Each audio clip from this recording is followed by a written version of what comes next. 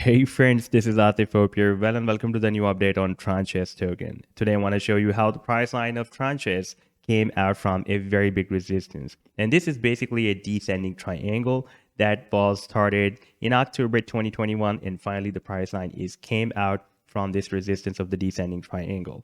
But before starting this analysis, if you're not subscribed to my channel so far, then do subscribe it. And for more ideas, you can also support me here at the Patreon, because here I'm sharing the different trading ideas for you on the daily basis. And you can find the link to join me here in the video's description I've shared.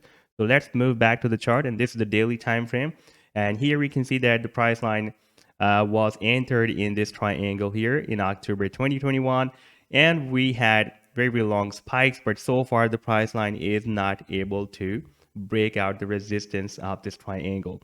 Now we have the first candlestick that is completely closed above the resistance of this triangle, and we can see that when the price line was moved here, the movement was quite squeezed. If I place this zigzag tool, that is really very useful tool to find out the clear swing low and swing high moves of the price line, then we can see that we have big spikes here, and this was the last spike we have here, and we had a very strongly rejected by this resistance of the triangle. Finally, the price line after this bounce came out from this resistance of the triangle, but we still have another strong resistance of $2.13. If I place this trend line here, then you can see that we have several rejections by this price level resistance of $2.13 as well.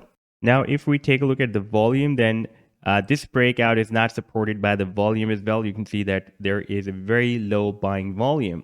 And if we want the oscillators, you can see that the stochastic is turning parabolic, and RSI has also started forming higher highs and higher lows. Previously, it was forming lower highs and lower lows.